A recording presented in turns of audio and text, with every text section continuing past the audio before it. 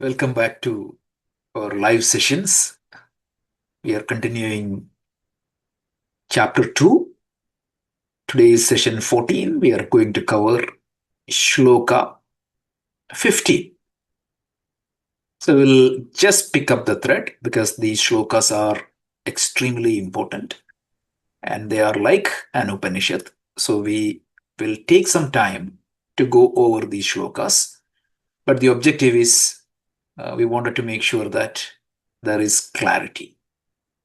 So just look at the structure of the second chapter. The first 10 shlokas express the universal problem. What is that universal problem? That I am subjected to suffering. So I got an interesting question offline. Somebody was asking when I was saying that it is the common problem.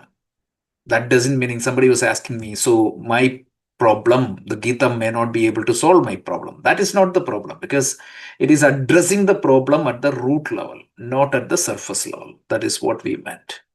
Because that time subjected to suffering, if that problem is solved, every other problem is automatically solved.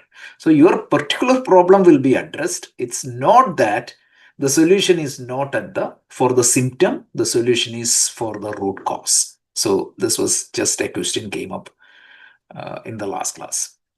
So that fundamental problem is presented, that I am subjected to suffering, and Krishna's answers. Like Shloka, Krishna is going to address this in different dimension. And the first thing he addressed is like the highest knowledge. So from Shloka 11 to 20, the topic is discovering who am I, what am I. This is the subject matter we are, and we covered up to Shloka 14. So let's quickly cover that Shloka 11 to 14. So, like, once we study this Shloka up to 25, you all should be able to just say what exactly is from Shloka 11 to 25 quickly. So the skill they say is you should be able to summarize it in 2 minutes and you should be able to elaborate to the extent you want. So this is what they say as a measure of mastering or studying a subject. So always try to summarize it up, summarize in your own language, and that is going to make these points very clear. So Krishna said that the fundamental problem is that I am subjected to suffering. And he said, the only way to get out of this challenge is to know yourself. So self-realization is the solution, the ultimate solution. Any other solution I give, that is going to be temporary. He used a very nice language. He said, Pandita gatasun agatasumscha na anushojanti pandita. Who is Pandita? It's not a Pandit you see in temples or the other Pandit definition. The Shankaracharya clarifies that in his commentary, Atma Vishayeha Buddhihi. The one who has firm understanding of his own Atma. Atma means himself. The one who knows himself properly is known as Pandita. Everybody knows ourselves, but is that understanding correct and complete? Sometimes it is correct, but it may not be complete. We understand ourselves much in a limited way. So when somebody's understanding about himself or herself is correct and complete and proper, that person is known as Pandita, and that person is not subjected to this perpetual suffering. This is the essence of that first verse. And then naturally a question comes in. When you say that the Panditas won't go to this perpetual suffering, the fear of death is for everyone. And also, when the other people pass away, it's a problem. So to address that, the second shloka is given, which is the shloka number 12. He said, essentially, there is absolutely no birth and death, neither to you, nor to me, nor anybody else in the world. So the use of double negative, please highlight. It's very important to show that there is absolutely death is not an end of your being. Death is not an end to your existence. Birth is not the beginning of your existence. Also, it's perennial. It's going on and on and on and on. So then he said, if that is the case, why people are suffering? Is it like when the sense organs interact with the sense objects, matras sparshastu kaunte, sorry, dehinosmin yatha dehe kaumaram yauvanam jara tatha dehantara praptur dhiras tatra na mukhyati. But when you say that you are not subjected to death and birth, that is not what I'm seeing. I see everyday birth and I see everyday death. So what does that mean? It is not reconciling, the absurd fact is not reconciling with what you are teaching. So to understand that, Krishna tells, yes, you see the birth, growth, decay and death, the Shatbhava Vikara of the body, but you are not the body. You are not confined to the body. So at the end of that death, what happens? Your subtle body is going to take another body. So essentially, what is dying is only your physical body, not you. So here we paused. We tried to understand at least the three dimensions about a human personality. Like there is a physical body. We talked extensively about the subtle body. We talked about the Karna Sharira, the causal body also. The subtle body and causal body, the difference is very minimal. So we clearly try to understand what exactly it is. And we have tried to understand that through different angle, the longevity, what is the nature, everything we tried. In the book, it is explained in detail, and also we presented a nice table.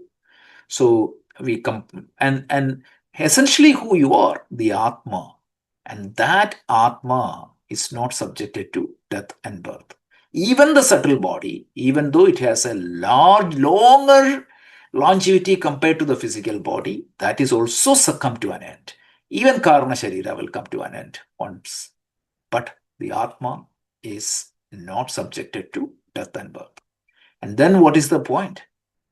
If you identify yourself with the physical body, yes, you have birth, you have growth, you have decay, you have death. And if you identify with subtle body, you have a longer duration, but still it comes to an end.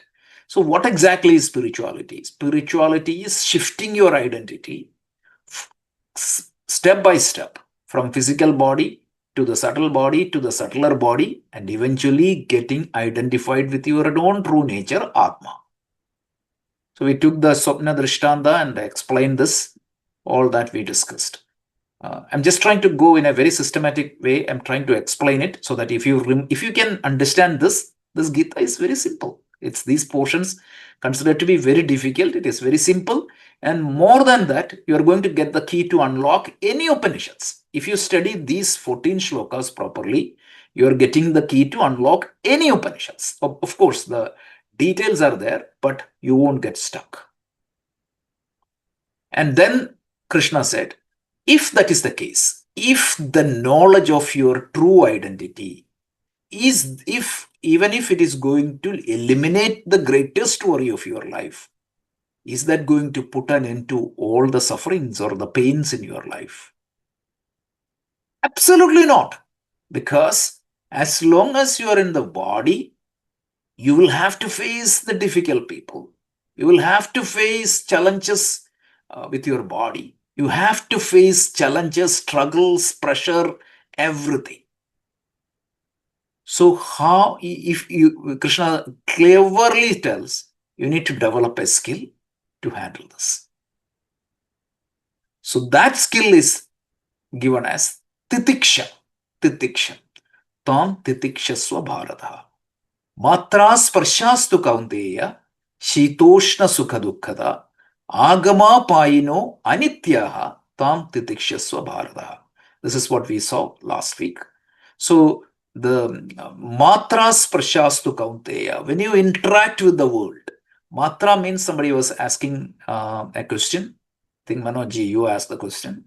What is matra sparshastu? Matra, the word matra literally means to measure. What exactly is measuring or sensing the world? Essentially, it is the sense organs. So it's a poetic language. So when you say you're seeing somebody, the eye is looking at, scanning it and getting it. That is what is matra sparsha. Sparsha means when the sense organs touches. Touch means need not be physical touch. When the eyes look at somebody, when you hear a sound, when something touches you on your tongue, when something touches in your skin, all this is matra sparsha. So when the sense organs interact with the sense objects, that means whenever you interact with the world, one or more sense organs are always involved. What is going to happen? Shita, Ushna, depending upon your experience and depending upon your interpretation of that experience. Very important. Because, see, the experience is one thing. I see some bad news. But how my mind interpret that experience is going to create what? Emotions in the mind. The physical interactions can create sensations. That is what is Shita Ushna is referred as the physical sensation. Then Sukha Dukha, it is the interpretation of that experience is going to create emotions in your mind. And what is going to happen? This will come and go. Pleasant experience will go, unpleasant may come, unpleasant may go, the pleasant will come, but none of them are permanent. None of them are permanent. So what is their nature? Agama apayina. They come and go. So what should be your attitude? Titikshasva bharata. Tvam titikshasva bharata. Titiksha means sahanam sarvadukhanam apratikara purvakam chintavilapasritam. Sa titiksha iti uchyate. Viveka Chudamani. Shankaracharya defines it nicely.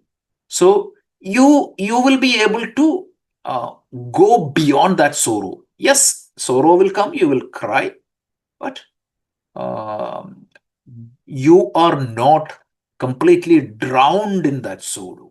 You are not like there is a threshold of pain is high, and later this will be translated something as a big skill called samatvam. Samatvam. That Krishna defines that samatvam as an indication of somebody's emotional maturity. It is very important. That samatvam means you are you will not be completely thrown away, right? You will be in control. So that is what is samatvam. And that titiksha is something that is going to lead you to that samatvam. So your ability to withstand some of the difficult situations is called titiksha. And that is a great skill. And tam titikshasva bharata. So we will listen to these 4 shlokas and then Avanti can give a quick recap and then we will go to shloka 15. Okay, so let's just listen to that Krishna's teaching one more time.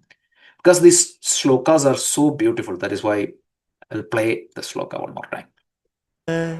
Ashocyananvashocastvam prajnavadamscha bhāni gatasunagatasumscha nanushocanti panditaha natvevaham jatu nasam natvam neme janadhipaha न चैव न भविष्यामः सर्वे वयमतः परम् देहिनोऽस्मिन् यथा देहे कौमारं यौवनं जरा तथा देहान्तरप्राप्तिः धीरस्तत्र न मुह्यति मात्रा स्पर्शास्तु कौन्तेय शीतोष्णसुखदुःखदाः आगमापायिनो नित्याः तां स्थितिक्षस्व Bharat. Okay. Anything you want to add on the recap? Namaskar.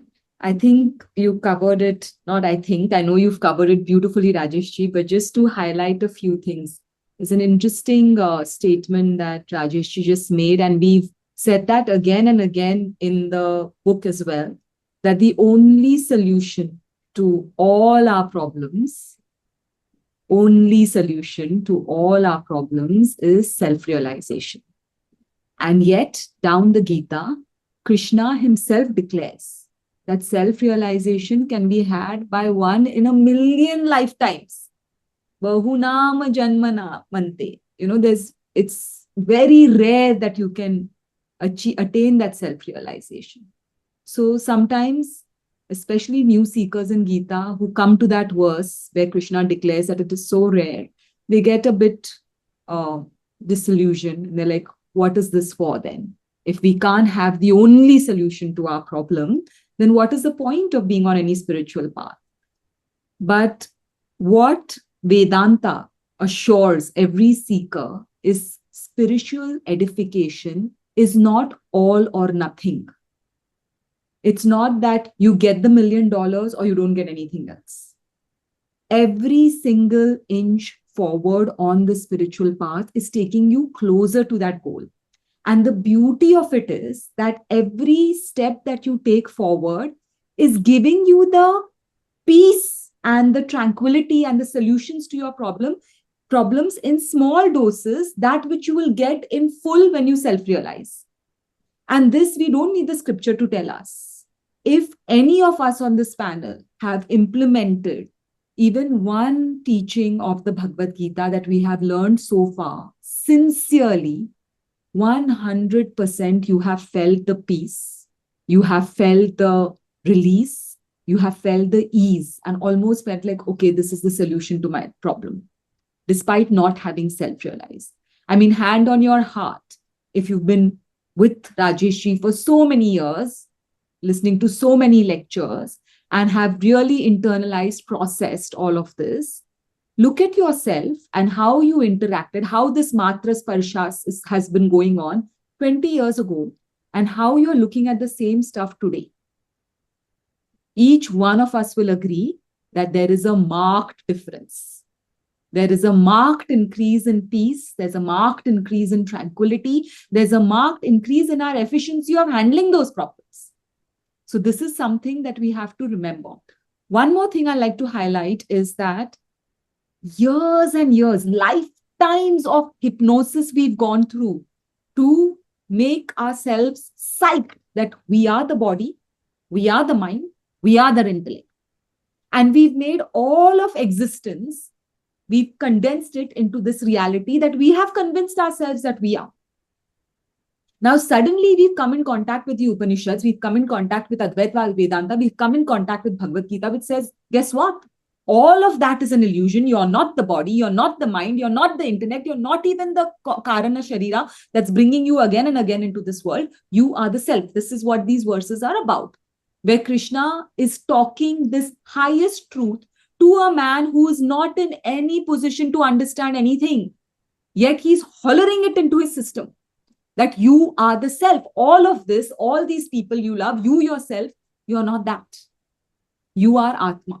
So you see, when lifetimes of hypnosis has convinced us that we are the body, we are the mind, we are the intellect, and as long as we think we are the body, we are the mind, we are the intellect, we are going to consistently be knocked and shocked by the world. The body is going to feel the heat and cold. The mind is going to feel pleasure and pain. And the intellect is going to be challenged with honor and dishonor every step of the way. But while we are trying to self-realize, if we keep telling ourselves, we begin the process of de-hypnosis, and we keep telling ourselves, I am not the body, I am the self. Rest assured, the pain and pleasure, the pain and the heat and cold that the body feels will become less.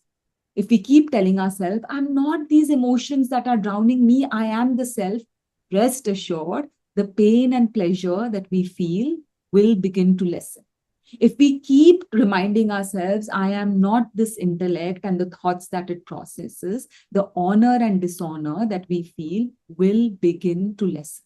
So this hypnosis process that we've gone through, we start de-hypnotizing with what? You have no proof for it. You have no proof that you are Atma. Right now, all proofs are screaming, you are the body, you are the mind, you are the intellect.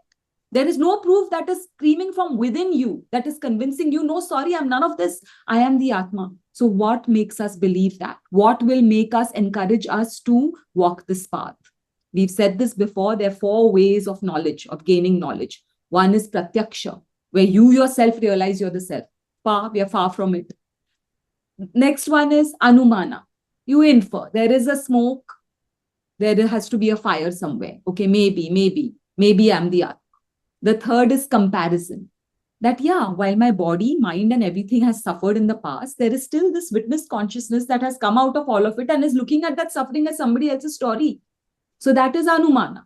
But the fourth is what we have to hold on to dear life for now, which is the word passed down by the sages. That somebody who has walked this path successfully is telling us that we are not the Atma. We are not the body, mind, and intellect. We are the Atma. So for now, we hold on to their word. And not because they have just spoken. Their examples are shining in front of us. They are the living examples of that embodied truth. So we believe them. There's this beautiful quote that says, which I have grappled to my soul, I believe in something that I know until I know what I had first believed in. I repeat again, I believe for now, I believe in something that I know until I come to know that which I was believing in. And that is the definition of Shraddha. Shraddha is not just faith. Yes, I have faith. Shraddha is that elongated pulling of that first belief that, yes, I believe what the Gita is saying is true. You keep at it, you keep at it, you keep believing it, keep practicing until you say, oh my God, yes, aham brahmasmi. So this is the entire process of de-hypnosis that we have to go through consistently. And this is what the verses start initiating, igniting within us. One more quote I'll end this recap with is, I had read this long ago, I think it was going around on WhatsApp, where it says, all our problems are ego-driven. Why? Because the ego is in a hurry. I want this now. I have to have a solution to this now. I want to solve this now. I want to get all this now. I want to acquire all this. The ego is in a hurry. Why is the ego in a hurry? Because it knows it's limited. Even if it's dragging you on your feet through lifetimes, it knows at some point it will be dissolved. At some point, this person will realize the self. So that is why it makes this whole anxiety around us, within us. So the ego is in a hurry because it knows it's limited. The spirit, the Atma, is not in a hurry because it knows it is eternal. That's one more quote that will help us through this whole process of titiksha. If something we want, we are not able to get right now, it's okay. I go to the point of, if I want something now, if it's not happening now, leave it, I'll get it in the next lifetime. That much faith you have to have in the relative eternity of your subtle body, which will receive all satiation through how many other lifetimes you want to go through. And that much faith in the eternity of the Atma, which doesn't want any of this. So titiksha is something we can master if we continuously remind ourselves, it's the ego that's getting nervous. It's the ego that's getting caught. But the Atma that I am, which this class is not saying it, the Bhagavad Gita, Krishna himself is saying it, that Atma is eternal and wants nothing. So it's just about re-educating ourselves consistently. Self-realization is not becoming anything. We are the self. Self-realization is unbecoming everything that we thought that we are, which we are not. Okay, so let's move on to the next shloka. यं हि न व्यथयन्त्येते पुरुषं पुरुषर्षभ समदुःखसुखं धीरं सोऽमृतत्वाय कल्पते. So the next shloka is connecting from titiksha. So what is the biggest advantage of titiksha? Because earlier Krishna said the solution is knowing yourself. The only solution for all the fundamental problem is knowing yourself. So I just got a message. So when somebody was asking, like, when you say the only solution, are you preaching or are you trying to say like I am the only way? No, no, no, no. We didn't say that Krishna's path is the only path to self-realize. It is not calling out a religion is true or a particular method is true. Knowing yourself is the only solution. That is very much different from follow me or go to hell. That's not at all advised in the Gita. So just be very clear on that particular part. When we say only solution, it can be Christ's path, or it can be Buddha's path, or it can be Krishna's path. But whatever path you follow, you understand yourself, right? So in Bible it is said, what? Know the truth. And what does that truth will do? Look at the quote. That truth will set you free. Right? This is exactly what it is. So absolutely no fundamentalism or fanaticism here. It is only the goal that is set, and that there are different approaches to that goal. Absolutely, that's it is. Okay, good question. So yamhina vyathayante. Sorry, let's pick up the thread. So Krishna said the solution is knowing yourself. But you need to learn this art, because when you live in this body, the body will have to go through, or when you live in this world, you will have to face ups and downs, heat and cold, pleasure and pain, and difficult people, difficult situation. So you need to learn the art of that titiksha. So how does these two reconcile? One leads to the other, and that is exactly what is discussed. So self-realization, as we discussed, it is the ultimate goal. But you're starting, because your current state, yes, theoretically I heard that Atma, knowing Atma is going to set you free.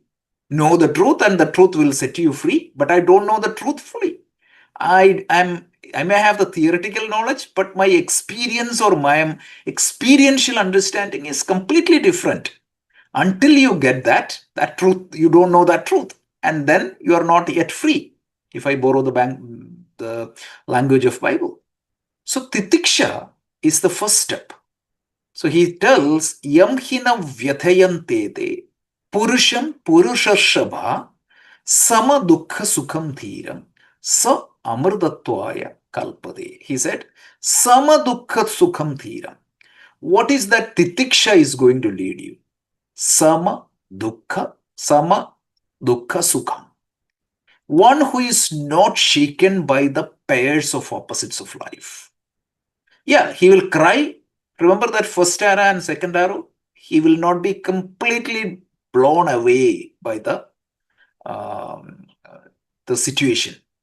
He will be 100% under the, meaning the situations will shake him, but he will not fall down. He will be completely, who is the master of the situation? Who is the victim of the situation? A person who practices titiksha, he will be a master of the situation.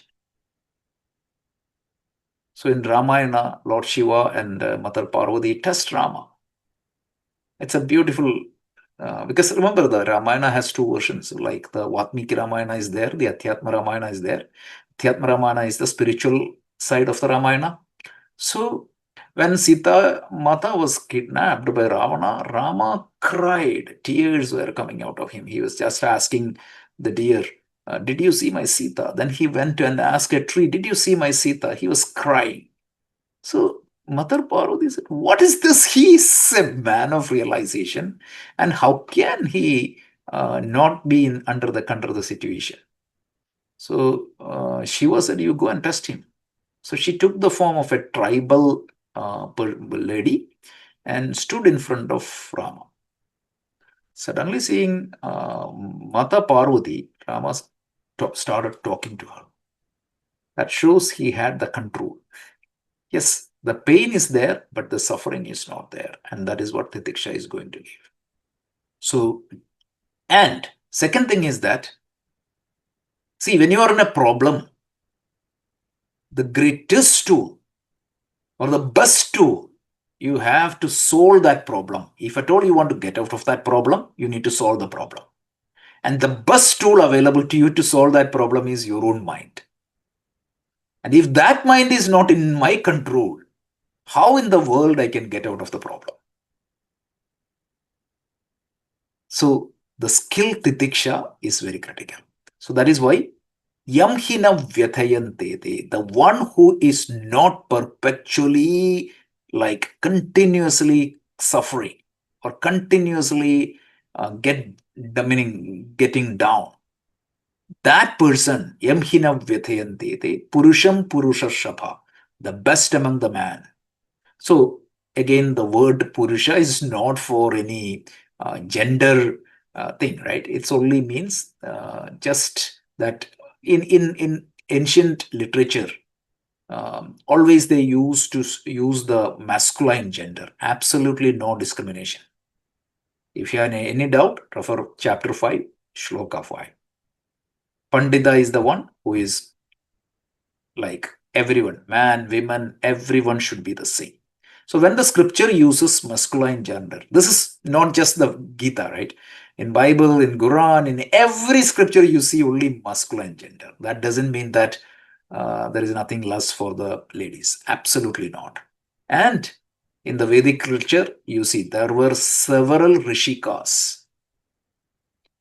The Upanishad, Brihadaranyaka Upanishad was taught by Chandogya Upanishad, Brihadaranyaka Upanishad. It was a conversation between Markandeya and Maitreyi.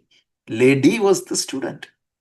So absolutely nothing like that. Because I'm so surprised people only see these things and they don't see the real message. So that is why all these clarifications are needed. So the one who is not continuously tossed away by the situation, the one who can manage the pair of opposites in life, that person, so amrtatvaya kalpate, he is fit for the immortality. He is fit for self-realization.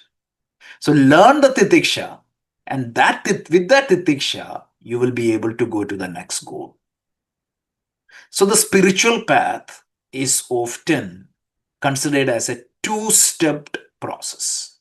One is, obviously, the first step is like taking you to a calm, controlled mind. And step 2 is, with that calm, controlled mind, you seek the highest goal, which is the self-realization. To that matter, Bhagavad Gita lays out a roadmap in pursuing any goals of the life. Whenever you pursue a big goal of the life, there are 2 steps. First step is, when you face a big goal in your life, you need to have control over the mind. So Bhagavad Gita gives a set of practices for you to control your mind. Why? The goal of the Bhagavad Gita is not to make you an expert in artificial intelligence. The goal of the Bhagavad Gita is give you the skill set to pursue any goals in life. Once you have that step 1, you can use that step, the controlled, calm, focused mind, to pursue any goals of your life. If money making is your goal, your money making process will be 10 times efficient than approaching that goal without a controlled, calm mind. But the goal of the Gita is to make you fit for that highest goal of life, which is the self-realization. And for that self-realization, you need to practice titiksha.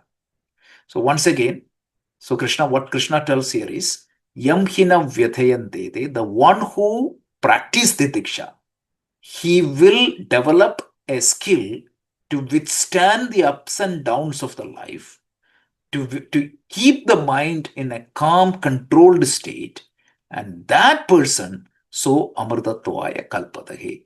And eventually he will be getting that immortality. Immortality here means what? Self-realization. As long as you are identified with the body and the mind, what is the problem?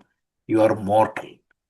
When you shift your identity, when you know your true identity, what is going to happen? You will be knowing yourself. So this is the essence of this shloka. Let me go to the at a glance, and then Avanti can also give her comment. Avanti, can you give the at a glance portion and then your commentary, then your thoughts?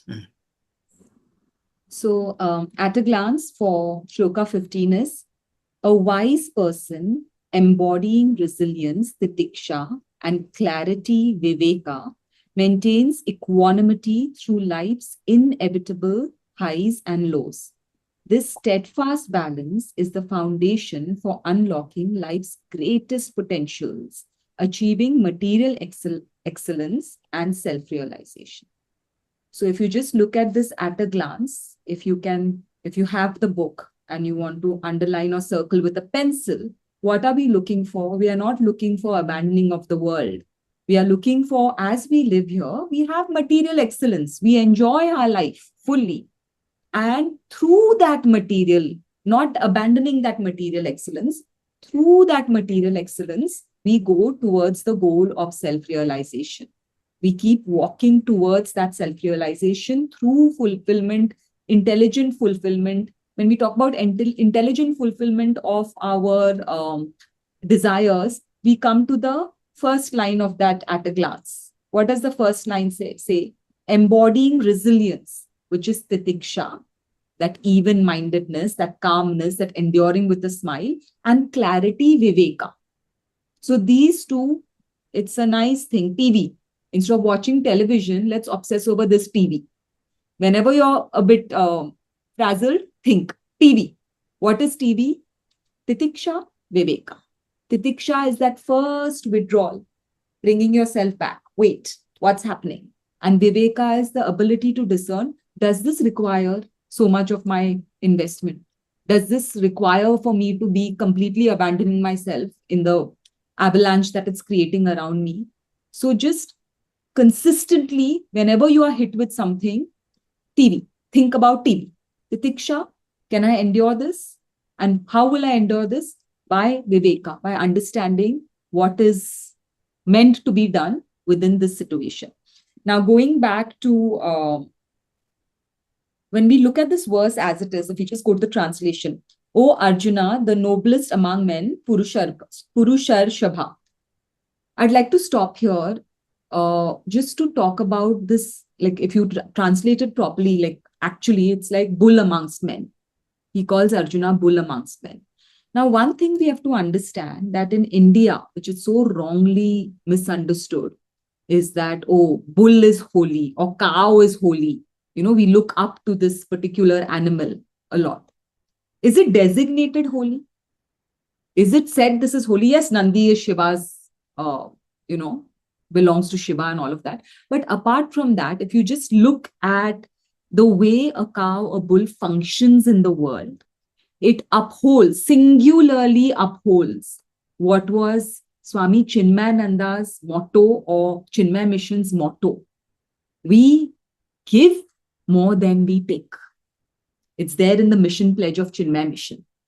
And no other animal on this planet, look for yourself, Google, gives of itself more than what it takes. If we just take a cow, it'll eat fodder, which is dry grass. And out of that, what all does it give back to the human race? Its milk, its hide, its horns, everything. It plows the fields. So there is exponential more giving than there is taking from the world. And when Krishna addresses Arjuna, not once, I think many times he says this word, Purusha Shabha. He says it quite a few times. It's reminding Arjuna that life, human life, and especially Arjuna's life, who is a Kshatriya, who's there in the service, is about service and sacrifice.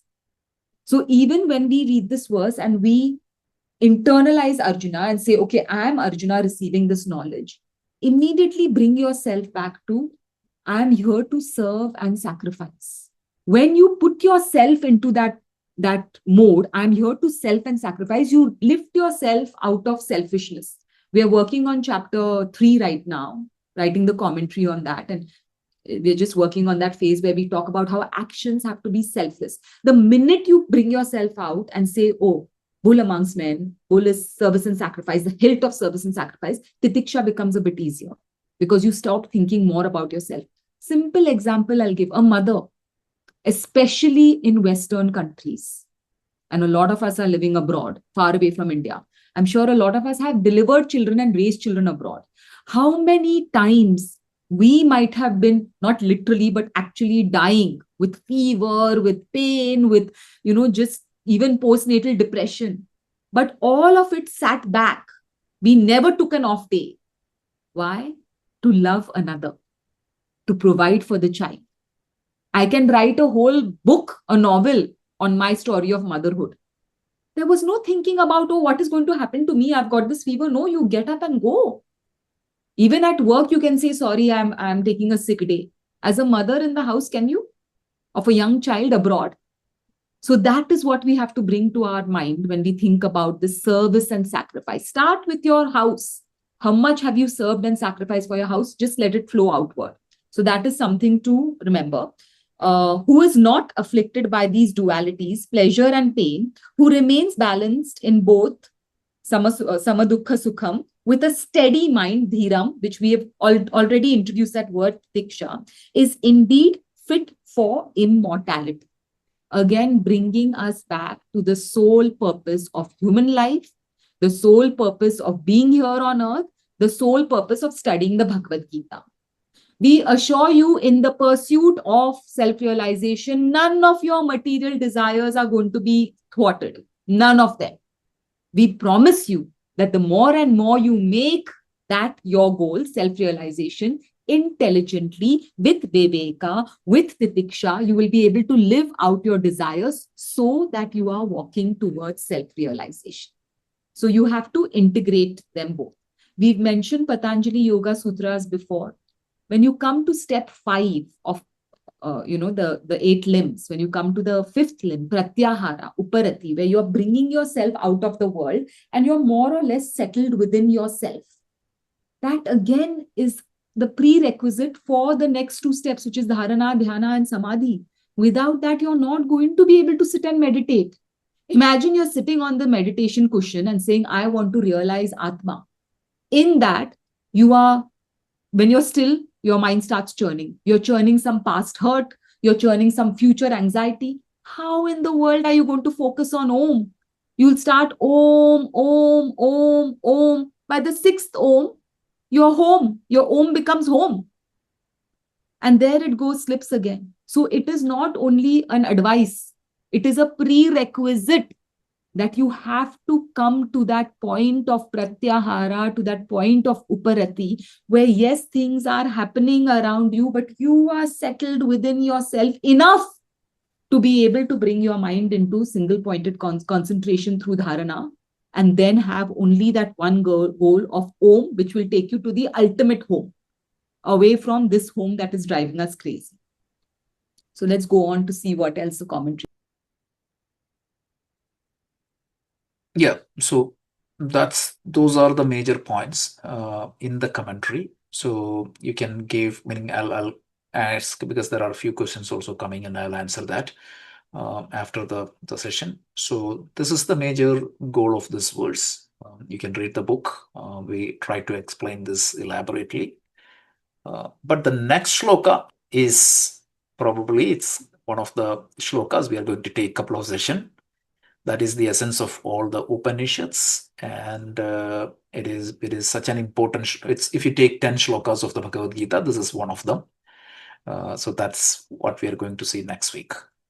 But the quick recap is, we understood that self-realization or knowing yourself, who you are, what you are, is essentially the solution to your fundamental problem.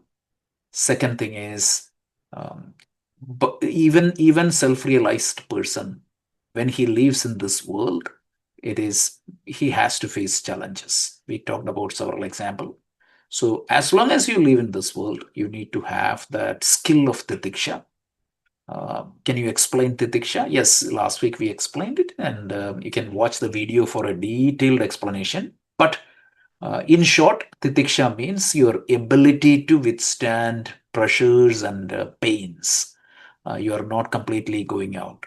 So sahanam sarva dukkhanam apratikara purvakam. Your ability to withstand pressure. It's usually what happens. You suffer something. You manage it, but with curse and tears, and you will blame everybody else in the world, from God to the family. That's not the one. So you know that, yeah, this you can bear this. So that threshold of pain, that threshold of that, what you call that mental resilience, is very high. And that is what is titiksha. And that titiksha is a critical major skill one needs to learn in the spiritual path. And don't worry, this is only what, right? Up to Shloka 38 is only what. From 38 to 53, he's going to talk about how. And then from Shloka chapter 3 to chapter 17, it is a detailed elaboration of that how. Each of these techniques will be taken, double-clicked, and expanded. So right now it is what? You need to learn this art of titiksha. And the art of titiksha, once you have the sama dukkha sukham dhiram, you are fit for that highest goal of your life. So Avanti, you can give the reflection and quote. And after that, I got 2 more questions. I will just answer that before we wind it. So the reflective prompt on page number 136. Are you able to sit still in meditation? Or beyond a few moments, does your mind get pulled into regrets over the past, anxieties for the future, and a million things to accomplish in the present? What can you do to approach the seat of meditation with a clearer and more balanced mind? So please write this answer for yourself. First of all, acknowledge that it is not possible. That is the whole gist of the shloka, actually. Without coming to that point of titiksha, without coming home to yourself, without pratyahara, dharana, dhyana, samadhi is impossible. It's not going to be possible. So answer that question. And the quote for today is, resilience steadies the heart, clarity lights the path to greatness. So again, going back to the 2 prerequisites, titiksha, which is resilience, and clarity, which comes from viveka.